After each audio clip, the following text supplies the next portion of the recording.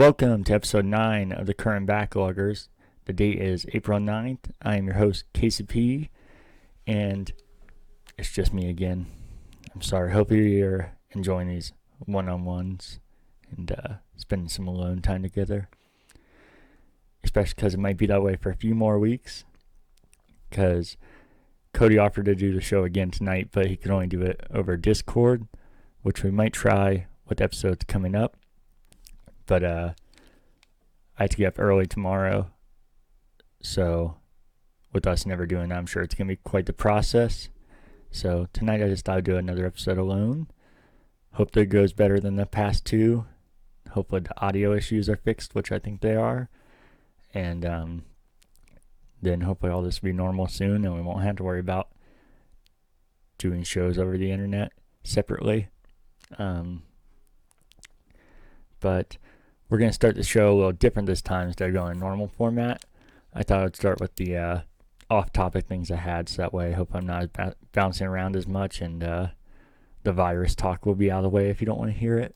But we'll start first with the most important news.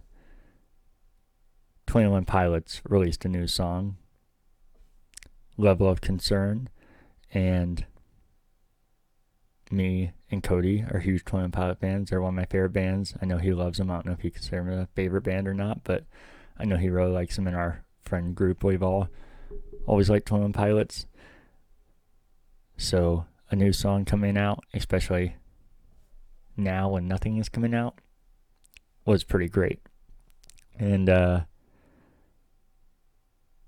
first I'll just start with I Love It, which is saying a lot because even my favorite artist, 21Pilots, Taylor Swift, whoever it is, most time, even if it's artists I'm not a big fan of, but no matter who it is, I usually don't judge stuff too much without listening to them a lot because I feel like things change, and I'll be like, yeah, I think I like it, but I want to wait. But this one, I already knew my views on it right away, and I love it.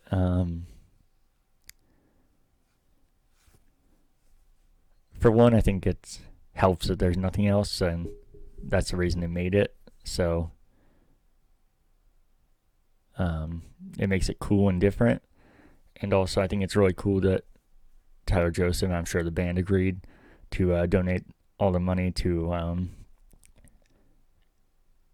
people that work in the music industry, that not their band, but like people at the venues, security, people that help put on the shows.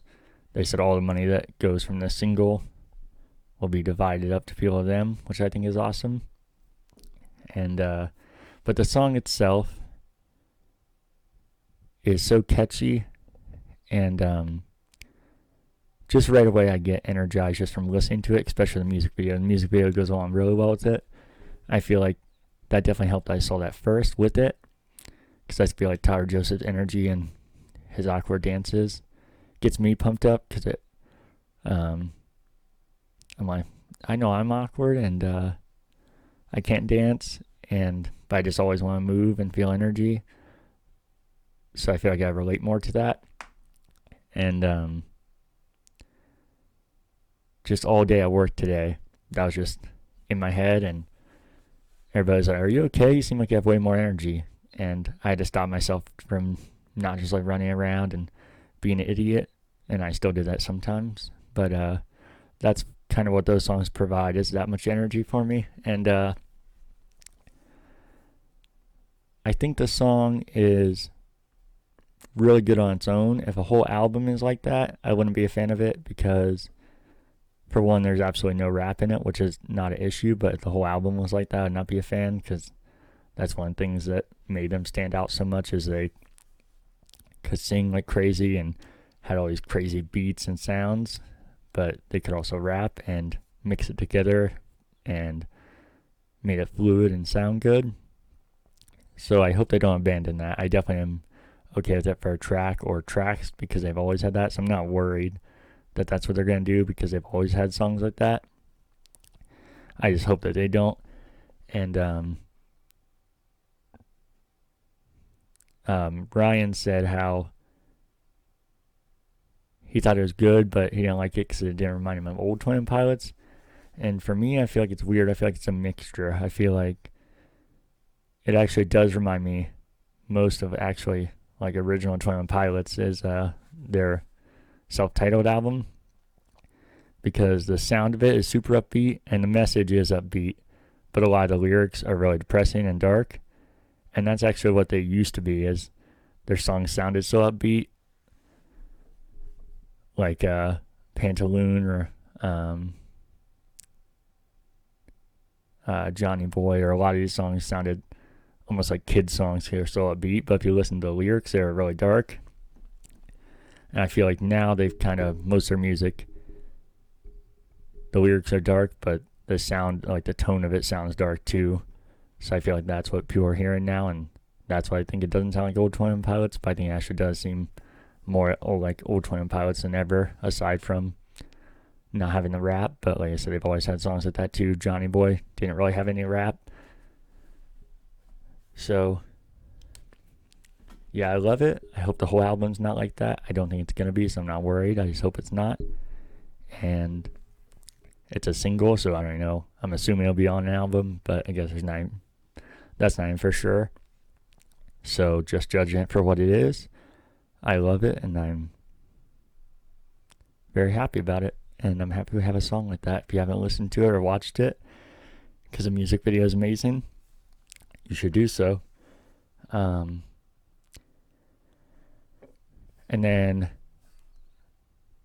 we'll get into some virus talk here, because I have some strong stances and harsh views on it. I already told Cody, but I'll give a heads up to everybody listening that these are thoughts I already had on this before he told me he couldn't come. So this isn't passive aggressiveness or mean towards him. That's just my feelings about it, but I also didn't want to change it just because some of it lined up with how he's feeling. But that's what I'll start with, is that I feel like people, like I've kind of alluded at before, that people need to learn that even if you have different opinions, it doesn't mean you have to disrespect somebody. And I told him I'm not mad at him, and I understand I don't agree with it, but he has to do whatever he needs to do, and everybody needs to do that. So I'll start with that, and then I'll go into flattening the curve, this term that everybody loves. I talked about it last week and talked about the numbers, and I talked about how I don't know how it's ever going to get to 10,000 cases a day at its peak because of the numbers I talked about last week. And I put some numbers down here that can go into why I feel the way I do, and to show that I'm just not trying to be different and disagree with everybody. Because I feel like a lot of times when I talk on here, it sounds negative or like I'm trying to disagree. But most people who know me will tell you that they get annoyed because I'm too positive. I feel like I'm also just realistic about things, so it can come off as harsh or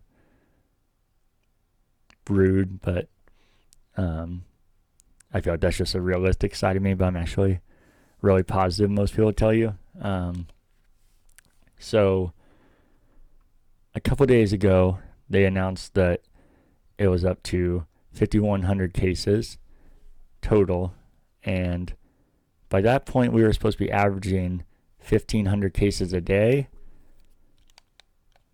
So I've been keeping track every day. At that point it was 9 days under what they projected, and at that point they're projecting, like I said, 1,500 a day. That day was a 500 jump, or no, sorry, that day was 400 jump. So they were projecting 1,500 increase that day, and it was 400, so well under what they projected. And like I said, at this point it was 9 days of under what they projected, and also that's after over 45,000 messing up my words here, but over 45,000 tests were done to get to 5,100, which I feel like backs up the point I was making, I think 2 weeks ago, about how they did, I can't remember the exact numbers. That's why I'm trying to say it. But I think it was 24,000 tests and only 160 cases were up. And that was their whole argument this whole time, is that they don't have enough testing. And if they did, the numbers would be much higher. And even though I don't see this and don't agree with a lot of stuff, that made sense to me, because that is true. If they don't have testing, they can't prove it. But so that's where they even lost me with that when they announced the numbers. Like I said, I think 24,000 tests and 160 cases, because that's why I said when I heard that, I said add 50,000 more tests. How do you get to 10,000 a day?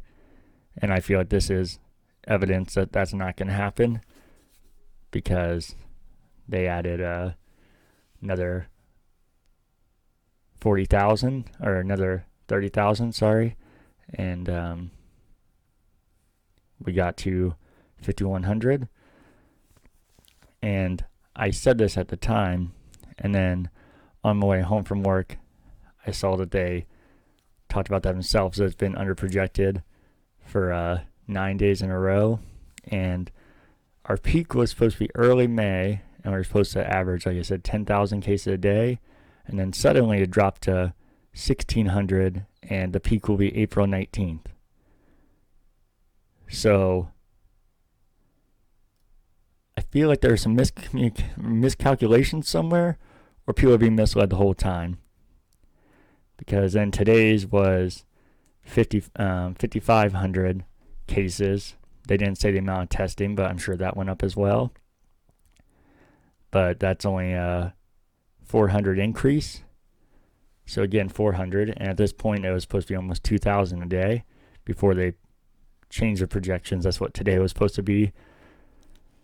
And like I said, there had to be some miscalculations, or just straight up not being honest with people. And I can already see the argument now of when you say that to people, because like I said, there's a pathway you have to talk, and if you're not talking that, it's not okay. I guarantee the conversation now, if you say that to somebody or talk about these numbers, they'll say, yeah, but that's because we stayed at home, so that's how your numbers got so low.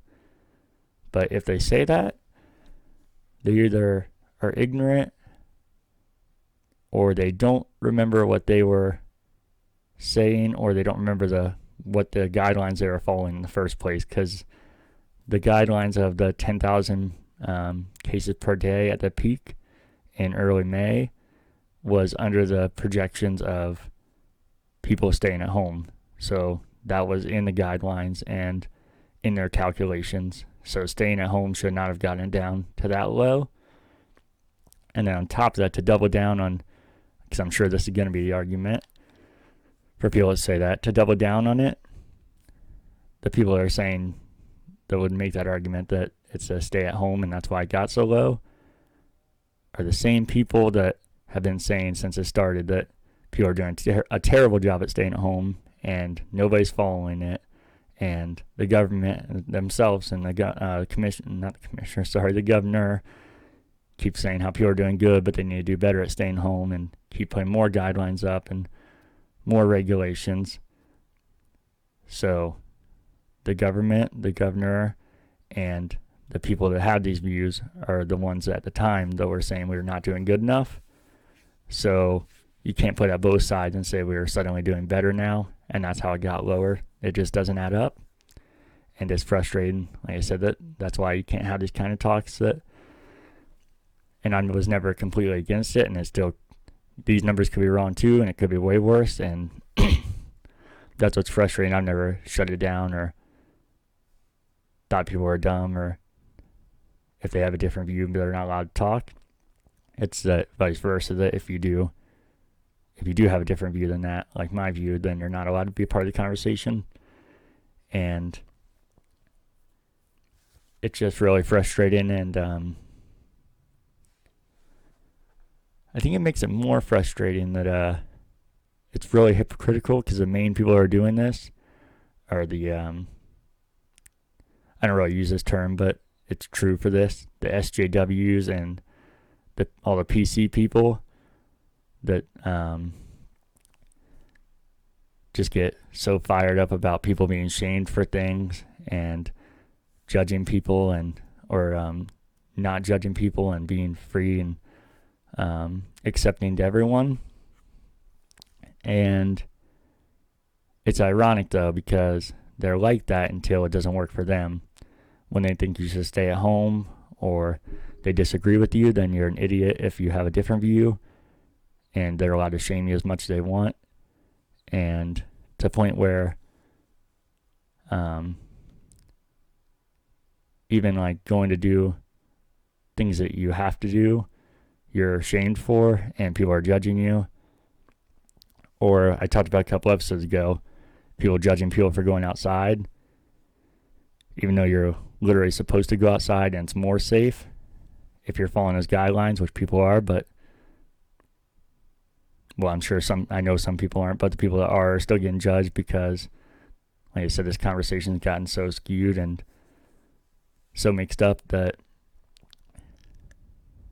you're allowed to say whatever you want to somebody because they're not doing what you like, and it's wrong, so you can bully them as much as you want. Like, I talked many times, and I'll say again, I don't like Donald Trump at all. I didn't vote for him. I'm not going to this election. But it's like him, if you like Donald Trump, then you're an idiot, and people are allowed to say whatever they want to you. Or if you're a Republican now, you're a moron, and people are allowed to say whatever they want to you and shame you because Donald Trump's done terrible things. But it just all goes against every view they have about how you shouldn't be shamed and how everybody can have an open mind and speak what they want. And I agree with that, but the sad part is that's not what they want. They only want to be able to speak how they want. And if that's not it, then there's no conversation to be had. Kind of like equality. I agree things should be equal, but that's not what most people want equality or feminism or women's rights or any of these things want, because I agree those are all common sense things. Of course we should have that. But that's not what most of them want, because when things become equal, then it's not good enough. When there wasn't gay marriage, then that was wrong, which I agree you should be able to. And then there's gay marriage, and then things are still wrong, and not that things aren't, there can't be some things are better, but I'm saying there's always something wrong, and you can't be racist towards another race. But if you're a straight white male, you're not allowed to have a voice, and people can say whatever they want to you because you can't be racist towards them. It's just the whole conversation just gotten so skewed and so ridiculous, because if things were actually what they said, I'd be completely on board. Women's rights in theory should not be an issue at all. Feminism should not be an issue at all. Equal rights should not be an issue at all. Free speech and respecting people and not shaming people should not matter at all, and should all be common sense and common courteous, or common courtesy. But that's not what it is, and that's why you can't have these kind of conversations, and it sucks.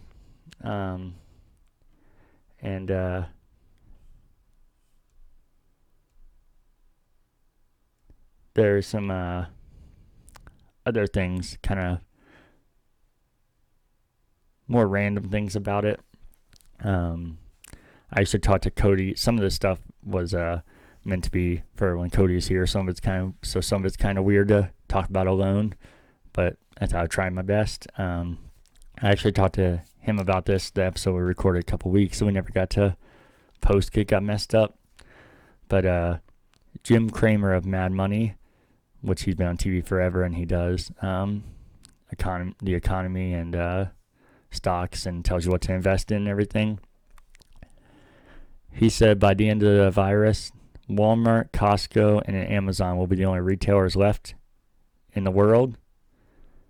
And see, that's how nuts this conversation has gotten, that you can say something like that, and not only can you have free speech, but you're very normal, and you're right for saying that because this is a crazy situation. But you could think about it rationally and think, how the fuck is that possible when companies like the Kroger company, Target, almost every dollar store in America.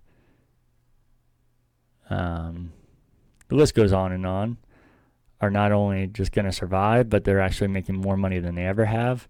And once this is over, we'll probably either go back to what they're making, if not making more, especially for a good chunk of time after with things recovering. So that's just simply not true and absolutely nuts. And especially he included Amazon. So he's not even talking about physical stores. I guess every online store is going to be gone too, which literally makes no sense because almost every online store is still operating and probably doing better than ever. And it's just nuts that those are kind of views are allowed to, not just allowed to be around, but that are a normal conversation and okay because times are crazy right now, instead of realizing that, like I said all along, and like rational people would say, that it is common sense that a lot of businesses, especially smaller ones, probably won't survive, or even some of the bigger ones will slim down or shut locations.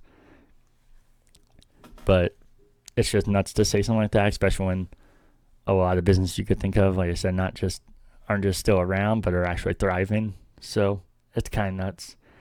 And another thing that frustrates me with this is anytime you have an issue with something now, then it's just, the first world problems, which that whole statement is so fucking ridiculous and annoying in the first place. Because, yeah, a lot of these issues are first world issues, but that's actually the country we live in is a fucking first world. And then people might say you're entitled or you're just being an American or whatever. But what they're missing is, sure, places like Kenya, third world countries, they would fucking kill to have the shit we have. But what they're missing is, if they had the shit we had, they would have the same exact thoughts. They wouldn't care just about getting water and getting all the essential things you need. They would care just like we do about having the entertainment, the fun things, the things that are unnecessary. And you could look at that as, again, like that's rude or disrespectful to them, but that's not how I look at it at all. I feel like we should be grateful for what we have, but that doesn't mean that you're entitled if something isn't there or you're trying to do it or try and make it happen. Sure, if you want everything to be free or you're being disrespectful or taking something or stealing something, then that's a different story. But people that are just doing everyday things, they're everyday things to us, but not to other people, doesn't make it, like I said, if you want to call it a first world issue, you can, but that's the country we live in. So yeah, that's the kind of issues we have in Kenya. Then they have third world issues. That's kind of how it works. And I feel like, again, it's annoying that it's like that, and that especially now with the virus happening, that people are being so high and mighty about how people are just so lost what actually matters in this world, and have all these great views all of a sudden about especially celebrities, which I love celebrities, entertainment, movies, games, all this stuff more than anyone. But they like to take the strongest views, even though as soon as this goes back to normal, they'll right back to normal, about how they really see now that it wasn't about the money, and when it comes down to it and we're all stay at home and locked down, that they're the same as everybody else, and that once this is over, they're going to see it a lot different, which I hope is true, but I would say a 99% chance that it's going to go right back to normal for them, and they're not going to think about that twice. For maybe someone will, but probably like 95% of them will care less. And even non-celebrities, I feel like it's annoying that people are doing that. I do think a positive that could come out of this is definitely more appreciation for things and being grateful. Like I said, I'm not being rude about Kenya and third world countries. I do feel like we could take a lot more pride and a lot more gratefulness for what we have. Like when I was talking about things that you don't need that we expect or like. I don't think there's anything wrong with wanting that, but the fact that you get that and that we have that, I think people definitely including me sometimes, I would say. Like I said, I'm not preaching when I say these things. It's just unnatural to address it every time. But I think people could use a lot more appreciation for that, and gratefulness, and maybe probably not, because like I said, this is how these views go. I was going to say maybe if that happens, maybe this first world talk would go away because people would see more appreciation, but they probably would just look right through that because people are making progress and being better. And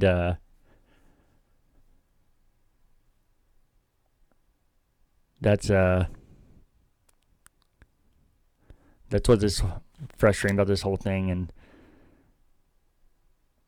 now everybody's stay at home, and you have to play games, you have to do things to stay inside. And it'd be nice, like I said, another positive could come out of this is a balance afterwards. That usually on nice days, or even not nice days, depending on who you are, you're looked upon less or judged or made fun of if you stay inside, or if you play movies or watch movies or play games, especially play games, because it's a nice day out and you're just lonely doing nothing at your house, even though a lot of times you're not lonely, you're just playing with people online or they're with you in person. But even if you're alone, you're enjoying yourself. But if it's a nice day out and you've been doing that, then it's wrong. But now everybody, it's completely reversed because that's what you have to do. And I feel like it would be nice if there was more of a balance after this, that it's perfectly okay to do that, but that shouldn't be all you do, because there is plenty to do outside. There's national parks, regular parks. You can go biking, running, whatever you like doing. There's plenty outside, and plenty to enjoy. And I just hope after this there's a better balance. I'm sure right after this, it's going to go back to that hardcore. If once things are normal and you can go do stuff, you're going to be judged big time if you're staying inside, because you're able to do whatever you want now and be free. But I hope after it settles down, that can be more of a balance, because I can't stand the whole, oh, I'm an outdoor person, oh, I'm an introvert, I just stay inside, because you're missing out on so much no matter what path you have. So it's not about the right path, or that you have to play games, or you have to stay inside, or that you have to go to national parks. It's that there's plenty of greatness all around, and if people are more varied, they probably find a lot more they like and probably be a lot less judgmental about these things. And I just feel like that would be something that everybody could benefit from, and could be a real positive coming out of this if people handle it right. And lose my train of thought. I know there's something else there, but I'm going to go on to something else so there's not some dead air, and I might come back to it. Some ridiculous thoughts, but ones I thought might be interesting, and like I said, made more sense with Cody, because they're kind of questions, so I'm just kind of answering stuff. But I feel like it's gotten to a point now where people are such germaphobes and worried about all this that I'm pretty sure it is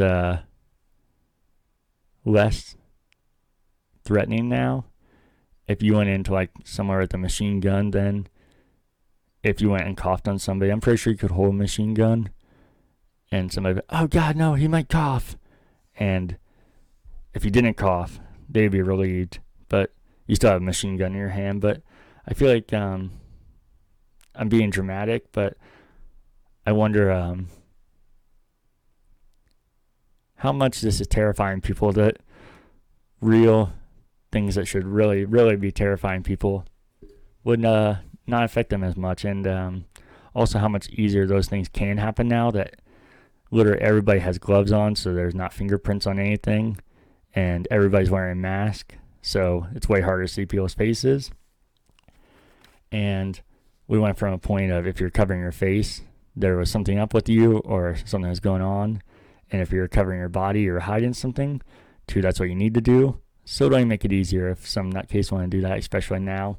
I feel like people be so oblivious because they're so worried about making sure they got their gloves and mask and washing their hands that, like I said, it's a ridiculous statement and kind of silly, but at the same time, kind of makes me wonder. And another one I thought with that is what happens when there's tornado warning if it happens during this? Are we going to, because usually you have to pile into a very small area altogether, are we going to be like, oh, the tornado's coming, there's the sirens, and everybody make sure they're 6 feet away and have their gloves and mask and washing their hands? Or are we going to forget about that for a little bit? Which one's more violent, the tornado or the virus? I don't know. And like when we see a tornado right outside the window, we're like, oh, God, make sure we're 6 feet apart. And if you're right next to a window, then you're kind of done for because that's the 6 feet we had to work with. And then a couple other thoughts with it is that I really am going to hate the day when it becomes normal to have movies about this, which there's going to be so fucking many. And actually, it was one of my worries. I didn't have many because it kind of dropped out of nowhere. The TwentyOnePilots song was about the quarantine, but I feel like they didn't force it and it felt natural and was not something everybody was doing or anybody. I'm sure if it keeps happening, it's going to get, with other artists, it's going to be so annoying. But I'm going to hate when there starts to be movies about this, which I'm sure there'll be some real fast once it's over. And the worst ones I could think of is romantic teen movies about how they were in love, but the virus separated them. And I can just already see it, and I fucking hate it. And really conspiracy theory ones, because there are some nuts theories out there if you haven't heard them. People might think the things I'm saying are theories or nuts, but I think those are my views and stats. But you can find some theories out there. Some of them are interesting, even though I don't believe them, like most theories. So they could actually make interesting movies if they had some stuff to back it up, but I think most of them would just be nuts. And then another one I think could actually be interesting if they were going to do it, is deaths that happened during this, and not just showing people dying, but more so in the way that this is so messed up that people literally are not seeing their families and avoiding each other. So it's only natural that some of these people are going to die and not see each other again, and not see each other for weeks or months, depending on how long this goes. And that's a really depressing and dark thought, and would be a really hard movie to watch if it was a true story, but could be very interesting. Kind of bouncing around here, but try and make sure I cover everything before I go on a normal show, which I know we're probably like a half hour in at this point, but should give a heads up. I had a feeling this was going to be the longest solo episode too. Me and Cody, a few weeks ago, the last time he was on, I was talking about how the U.S. numbers jumped ahead of China, and he said how that's true, but he didn't believe it because he doesn't trust China. And I said how I actually think that is a possibility. And it's not just a possibility, it's all but been confirmed. They haven't confirmed it, but all it takes is common sense. So since that point, the U.S. has gained 300,000 cases, and China went from 81,000 to 81,000 today. Yeah, it might sound like I stuttered and mixed up like I do a lot here, but that was accurate. So 3 weeks ago, they're at 81,000. Today, they're at 81,000. So they're obviously covering up. So who fucking knows? They might have way more than us. They might have controlled it a little bit. But I don't believe for 1 second that we gained 300,000 cases in 3 weeks, and they gained 0. So you obviously can't trust them, and there's some nonsense going on there. And I feel like just goes to show that all these people just spewing out the numbers about what's going to happen and these charts they found and everything are just to back up their point without actually looking into things. Like I said, like in Italy, when there was that chart everybody was sharing to show how we were higher than, or we're going to be higher than them, which we are. But what they're ignoring, like I talked about, was the fact that of every common sense factor that goes into why the U.S. would be higher than Italy. Like now we're at 16,000 deaths, they're at 18,000. So it might sound like I contradicted myself, but it was known earlier there and affected there more. At least known, maybe it was. We don't actually know when it started being affected here. So it's possible even that it was affected here first, but as far as we know, it was there. But even then, we're 2,000 behind them, but the chart was showing how we were worse on that scale, which we were. But like I said, people ignore common sense things because it backs up their point, like the fact that we have 300 million more people than them. Their healthcare system is even worse than ours, which every American loves to make fun of every 2 seconds, and I do think it's bad. But again, Americans love to hate on Americans and love every other country for some reason and ignore the fact of, because I guess probably because it lines up, they don't like Donald Trump, they don't like how Americans act, and we're all dumb, even though most of these things that they're doing are incredibly dumb, because they're also ignoring the age factor, and the average age is like 20 years older than ours here. So there's a lot of factors that go into why they might have more issues than we do.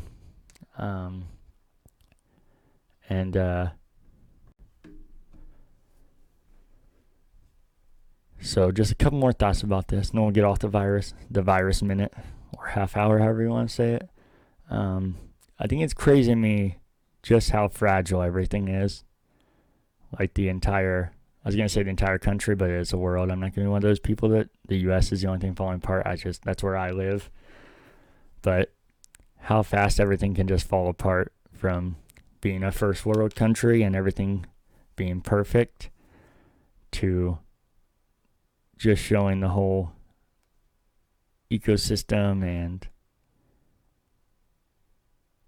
everything, how fast it can all fall apart from having the best of the economy has been in a while, businesses thriving, violence being at all-time low,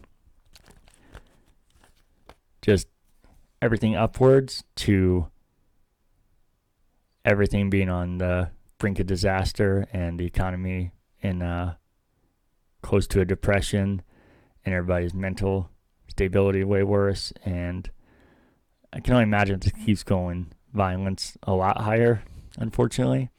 And like I said, Jim Cramer obviously exaggerated big time, but that's an example of that, like how many businesses will be gone and how different it'll all be.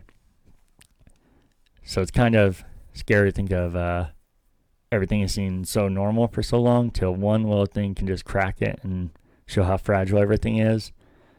And I feel like that makes it more terrifying than the issue itself, is how fast it could fall apart, especially if it was something truly, truly major.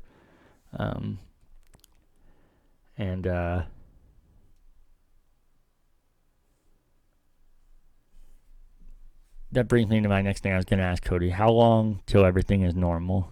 And normal, not just that when will the lockdown end and when will the stay at home and everything be over?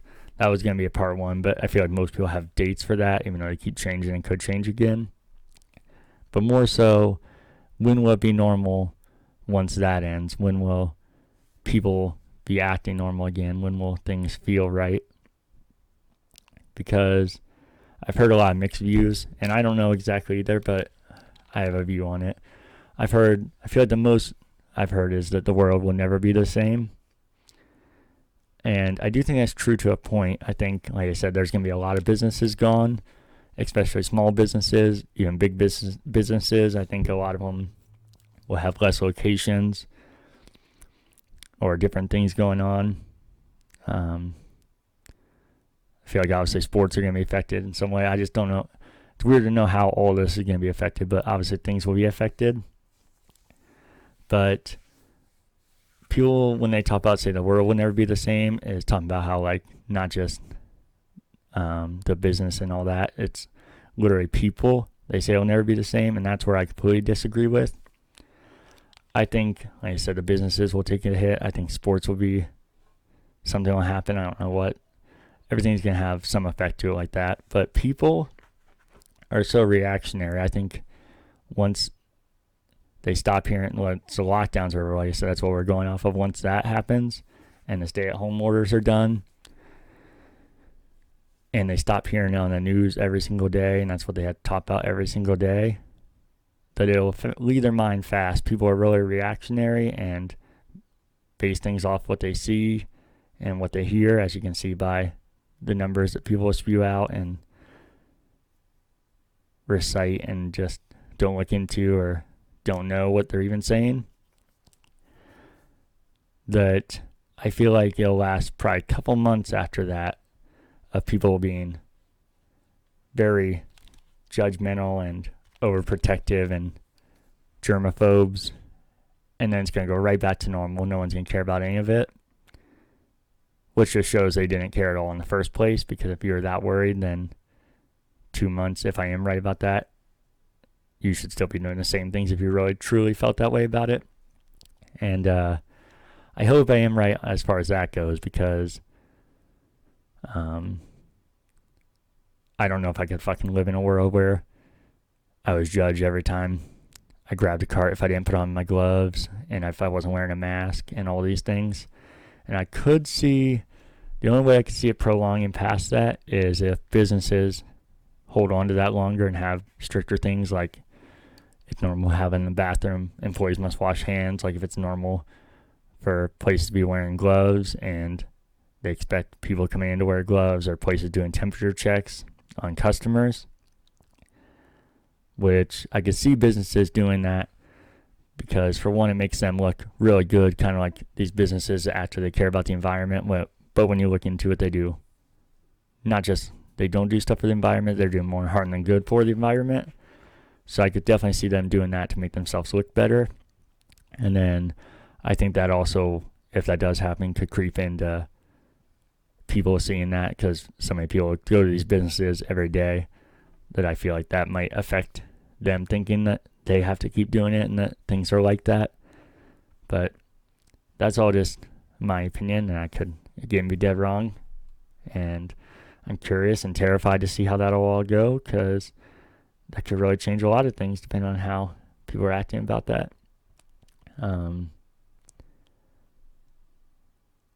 So I know I'm missing something there. So as much as I didn't want to go back, I may have to pause in my head, because I drive myself crazy after I record these episodes. I'm like, oh, that's what I want to talk about, and I put on the list for the next episode.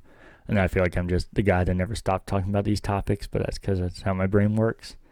So to get on to the normal show, unless anything pops in my mind, what I have been up to is about the same as normal. Another 40-hour work week, still working. Still grateful for that, even though if it does happen, I'd like to have the time off. So benefits both ways, as long as I don't lose my job completely. So not much there. Corrections, questions, and feedback. No corrections or questions or feedback this week. But as always, you can email us at currentbackloggers. You can email us at currentbackloggers@gmail.com and have any questions or feedback, anything you want to give us, we'd appreciate it. The only thing I would say for myself is that obviously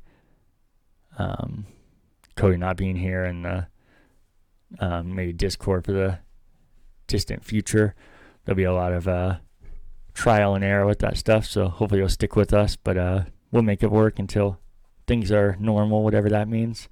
And then also, I know people were telling me there's audio issues the last 2 episodes. I heard that it was better in the review that I did for Twin Breakers, so I I think I'm doing it the same way this time, so hopefully get good results. And then the news this week, there's a decent amount. So Sony showed the PS5 controller, and I was really curious to hear Cody's thoughts on this. But my thoughts are, first off, that a controller matters most when you hold it. So I'm not going to judge it completely until I hold it. Because it's all about the form factor and how it feels is really the biggest part that comes down to it. But obviously, we can't judge that until we have it. So I do have thoughts for what it looks like and what I think it might feel like. So when I first saw it, it was on Twitter and it wasn't by Sony. So I thought it was fake, especially with how different it looked. But then right away I saw it was real after that. And that's actually all it took for it to sink in that I actually really liked it. Thinking it was fake, I was like, oh geez. But then seeing it, I was like, man, this is actually looks futuristic. But the form factor looks more like Xbox, which I always thought Xbox had a better form factor controller. And you've heard how we talked on here. We're not fanboys, and I own a PS3, PS4, 360, and Xbox One. And I like the PlayStation controllers, especially PS4. I think they made improvements there. But so I think Xbox, since the Xbox S controller has had a better form factor than PlayStation, and the Xbox S controller came out after the fat controller on the original Xbox. So I feel like Xbox had a better controller for quite some time. And I feel like, well, I thought at the time, and it's already happened, I'm seeing the PlayStation fans, like the fanboys, are going to hate it because this is the first time a controller has been truly different on a PlayStation platform since the PS1. There's obviously been iterations, like I just said, the PS4 I think is a good improvement over the PS3, but as far as what it is, it's looked the same since the PS1. So we're talking multiple decades, or like 3 decades really, of the essentially same controller. So change is always going to catch you off guard. Like if the Xbox did something way different, I'd be like, wait a second. But change isn't always bad. And like I said, we will have to wait till we play it. Maybe I'll have a different opinion, but just judging off the looks and what I think it will be, I think it actually looks very futuristic, but very cool. And I like how the form factor is like Xbox. I like the clean look of the if you want to see a picture, by the way, while I'm explaining this, something that makes more sense, we posted on all of the social media, Twitter, Instagram, Facebook, a picture of it. But it's mainly white with a black in the middle. The one thing I would say looks wise is that the PlayStation logo in the middle of that black is black. And if it was me, I feel it would look a lot cleaner to have that white be white, or to have it be the traditional PlayStation colors like the red, orange, teal, whatever you want to call it. I feel like that would look a lot better. But as far as looks, I feel like it's mainly how I feel this. Light bar, I think it's cool how it like wraps around in front of you now instead of facing outwards, because you always had to bend it like this way, so kind of seemed odd.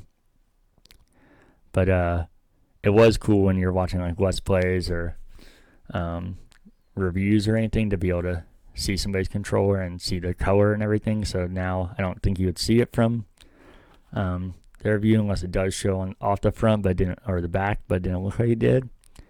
And it also makes me wonder, because the light bar is also used for VR games, I don't know if it does shine through and you just can't tell, or those controllers are not going to be able to play VR, which I hope is not the case. The Move controllers are way better for it, and I hope they're working on better controllers than the Move controllers, but there were certain games that used the DualShock in cool ways with that. And I guess I said this is called the DualSense, which I think is a really cool name, especially because that goes into a lot of features they're talking about, like the haptic feedback, the sensitive triggers like Xbox One has. I think there's a touchpad. I would assume that's what that block is in the middle, but I haven't actually been able to see that yet. But there's a lot of cool features like that, and I just think it looks really nice. I do think it would be a good idea if they did a classic PlayStation look to have like an all black one with the regular logo, and I think there's some cool versions they can do. But as far as the main controller, I think it is cool they're doing something so different. And the next thing I would have asked Cody is that what that means for the console, because there have been some crazy leaks of what the PS5 looks like or will look like, and nobody's believed them, and including me. The only thing that made me a little more believable, because these are the dev kits that developers get, but the dev kits almost never end up being the finished model. But the thing that made it more believable is that PlayStation's had a history of actually having things more similar to that.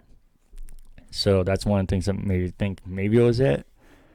And the controller actually makes me think more so that one of these crazy designs might be the end up being the console, because like I said, the controller is mainly white with a little bit of black. Looks nothing like PlayStation. Looks futuristic. So if the controller looks like that, and then they put out another black PlayStation that looks just like a PlayStation, I feel like that's going to be really weird. I feel like there's a reason the controller looks so different. It's because the console is going to look so different. I don't think it'll be the crazy V1 that was a developer kit, but I think that could have been an iteration of it, and then there'll be a final form factor that looks a lot better. But we'll see when they put out more details about it. And then the next thing was Microsoft announced that they will not, that all their events will be digital until I think July 2021, which made me worry, because that means that they wouldn't be at any E3s if that's what they were. There wouldn't be any of the main game event or game expos.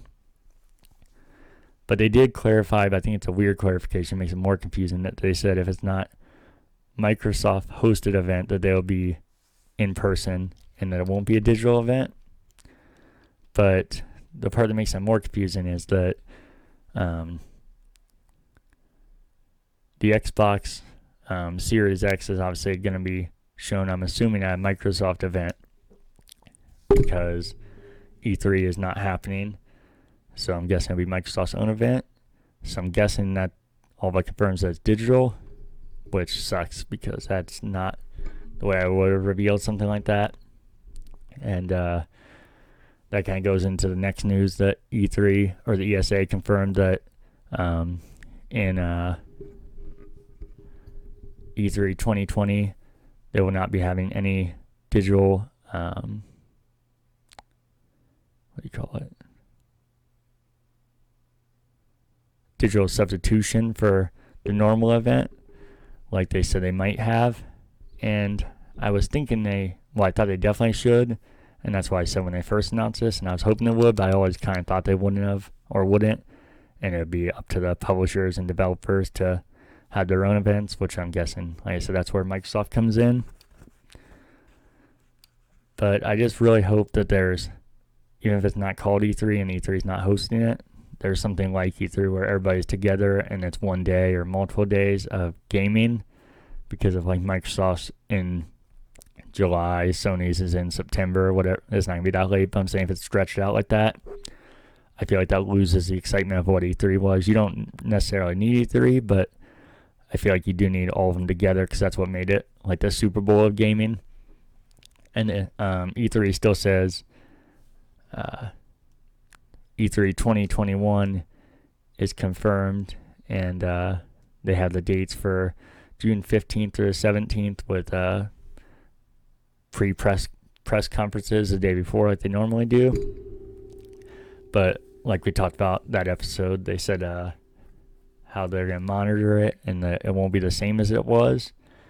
So if it does happen, like I said, I think E3 is done. I really, really hope I'm wrong, because I'm not one of these naysayers and don't want it to be. I just feel like this was their year to have their biggest one in a long time with all the new systems and all these unreleased games. And the fact that this is the year they're not doing it at all, I feel like is a bad sign.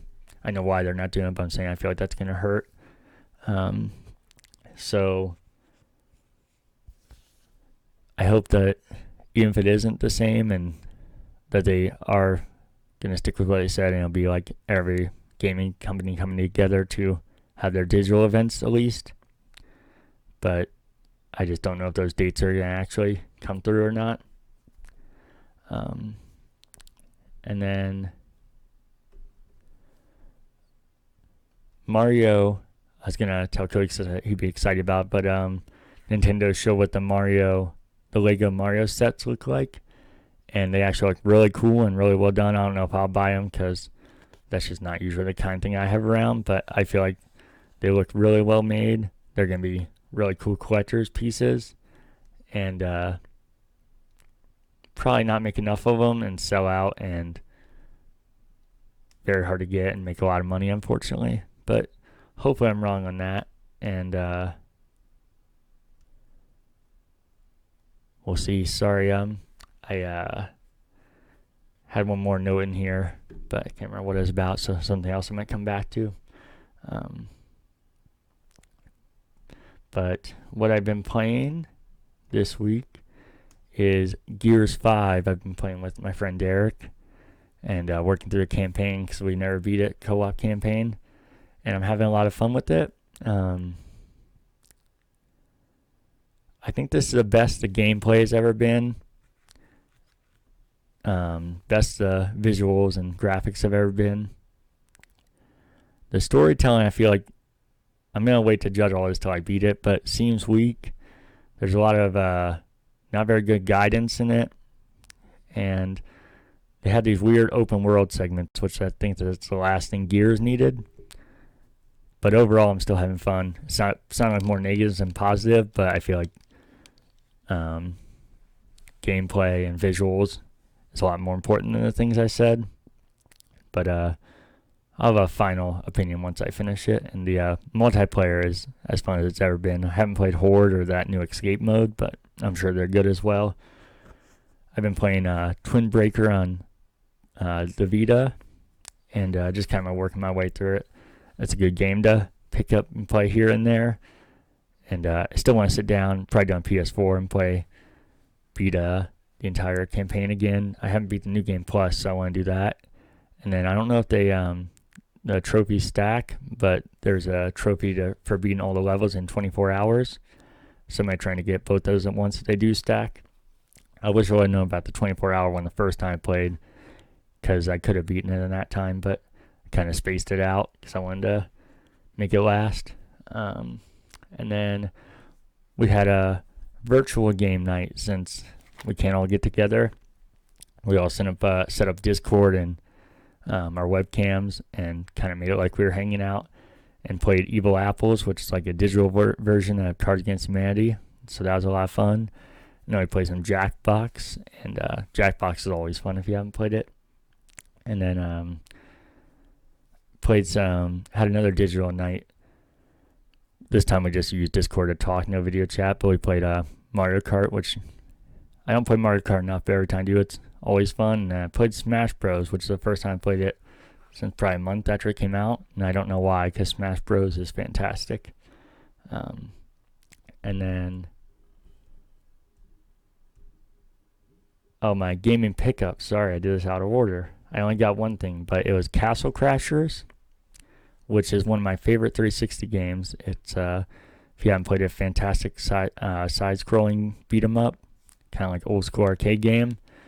But what they did different was they added like RPG elements that you don't see in games like that, and a really cool art style, and a lot of like dirty humor. And it was a excellent game. So for my friend's birthday, since we couldn't get together because all this nonsense, we all bought the remaster version on PS4, and we're super excited. And then we were having fun when it was working, but then we had the worst issues I've ever seen on an online game, and I'm not exaggerating. Some of the time it was just the normal annoying things like waiting on player, disconnected from servers, that kind of stuff. But then we were getting the stuff I've literally never seen in games, where me and I'll just say our names to make it easier. Me and James were beating up this boss, and then our friend Clarence was like, "What boss are you guys talking about?" Oh, shut up. Stop messing with us. No, what are you talking about? You two are dead. We're not dead. We're fighting this boss. Why are you running into a wall? And I'm not. And then we figured out he was seeing it, something completely different than what we were. And we know that because he sent a video of it. And this happened multiple times and different levels. And all of our connections, we did a test. They were all good. All of our phones were still connected. We played other games. They were fine. So I had a feeling it was the game, unfortunately, but I just literally never see anything like that. It got to the point where we were playing and it happened on my end. I was like, "Oh no, Clarence, you're doing it again." And he's like, "No, I think it's on your end, man." I was like, "No, you're running into the wall." And then James was like, "No, man, that's you. You're dead over there." And then on my screen, I was on a different level than them. So I don't know what the hell they did to this game. The developer is Behemoth, and they're actually one of my favorite developers. Like I said, I love Castle Crashers, but I loved Alien Hominid, Battle Block Theater, and then they're always at PAX. They have one of the coolest booths, and they're always super nice. So I tweeted them, not really expecting a response, but hoping for one because I was frustrated. It was $15, so I'd like to get my money back, but it was more the point of the principle of things. That's literally the only reason I bought the game. If I hadn't played it or I want to beat the campaign, then it'd be annoying, but that's the only reason I won this game. I already beaten it. I played it endlessly on the 360. So I tweeted at them and asked if they knew about it and didn't expect a response. And if I got one, I expected check your connection or blaming it on me. But they admitted, they said that they know it's an issue and they're working on a patch. But the game came out in September, so we're talking more than half a year and there's not a patch and they're still working on it. And also, I imagine they're not currently working on it with the conditions. So I was hoping to get a refund, and I told them if they didn't have a date, then I was going to look into getting a refund from Sony. And then Sony, their support site sucks a major dick and is absolutely terrible and took forever to get through, and their whole system contradicts itself. Like the refund policy says you can get a refund within 14 days as long as you haven't played the game, but it says, but if a game is faulty, then you still can. So then I talked to a refund bot, which is a super helpful AI bot that asks you most generic questions about, is this you, is this your credit card, all that. But then he asks you what type of purchase it was, game, DLC, all that. And then you put game, and then it asks if you played it in the last if you got in the last 14 days, and if you played it.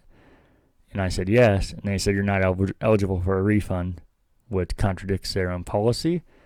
But so that was already frustrating enough. And then I finally got through the next day to a real person, and he had me explain everything in great detail to him, and then told me that that doesn't qualify for their faulty games, because he said that unless an issue is resolved, then a game cannot be faulty. But if an issue is resolved, then how could a game be faulty? It literally makes zero sense. And I'm bummed with Behemoth because I love them, but they also have been, like I said, very responsive, and to the point where I didn't even expect it, and apologetic about it. And I feel like they should fix it. And like I said, if they were working on patching and be out soon, I'd just keep the game. But I just find a hard time believing that it'll ever come out, and if it does, it'll be anytime soon. But still, it's, even though that's frustrating, it is on Sony's end. They let it on their store, and it's just ridiculous. They let it on their store, but then on top of that, they just don't stick to their own policies to the point where they're letting broken games on their store and then keeping your money from it. So that was pretty fucking annoying. Then what I've been watching is more of the Tiger King. still fucking ridiculous, still great. I'm 5 episodes in with Danielle, so we're going to watch episode 6 next. I watched more of The Walking Dead, and I finished season 9, so I can finally start in the current season, which excites me. Like I said, for once, again, I'm excited to see The Walking Dead.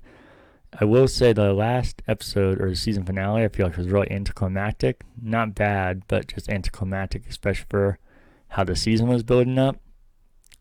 And the episode before it was crazy. So I feel like it must be intentional. They must have gotten feedback that they're having too dark of endings, or that it was just too much of a downer, because they had this really crazy depressing episode and then kind of like uplifting note the last episode, but then there was a tease right at the end of building towards something crazy for season 10, which I'm guessing will happen. So I'm excited to see that. And that brings me to some news I saw that Animaniacs is coming to Hulu September 14th, which is fucking awesome. That's Pinky and the Brain, in case you didn't know, is part of the Animaniacs. And I knew this, but I don't know, somewhere in my growing up mind, it got lost that Pinky and the Brain was part of Animaniacs, and that Animaniacs was like a mini, or a show full of mini shows. I completely forgot about that, but as soon as I looked up Animaniacs, I was like, oh yeah, I remember that. I remember, there goes my headphone. But I started remembering all these different shows, and then it clicked with me that, yeah, I always saw them together. So I don't know where in my life that just all left my mind. And I guess this was actually announced January of 2018. And I probably saw it then and got excited, but I feel like all these announcements happen and then usually don't come to fruition. And if they do, they're forever away, kind of like this. This is going to be more than 2 years later. And then another exciting part is they announced all the original voice actors will be back, which Pinky and the Brain's voices are fantastic alone. So that makes me more excited. I guess that was announced in October of 2019, but that news has recently come up like it was breaking news. So it kind of hit me again, and I'm really excited for it. So the reminder for the free games this week, you got Shantae, Half Genie Hero, available till April 15th. So this is the last time I'll have to try and not butcher that name. I got it right this time, but majority of the time I butchered it, for Xbox One. And then for 360 got Fable Remastered until the 15th of April. And then you have Project Cars 2 on Xbox One till April 30th. And then on PS Plus, you have Uncharted 4, which obviously an amazing game. I haven't beaten it yet, which is nuts because the trilogy is one of my favorites, and I was liking 4, so I didn't beat that game. And Dirt Rally 2.0, which I've heard good things about, but I haven't played myself. And then Fake Outrage. The last 2 weeks I haven't done it, and that was intentional because I didn't think of anything, but I did mean to address it. Like I said, I always, even if we're not going to talk about it or not have anything to talk about, I want to address it so we're not just blinking over it. But this week I still don't have anything again. But that does bring up the point that I don't know how fucking these people do it. I don't know how they find this much outrage. 3 weeks in a row, I can't think of fake outrage. But every 2 seconds, these people can be outraged about the dumbest shit, which just shows why fake outrage is needed, and have to try harder to find some good material. But I think that's it for this show. Hopefully it was bearable.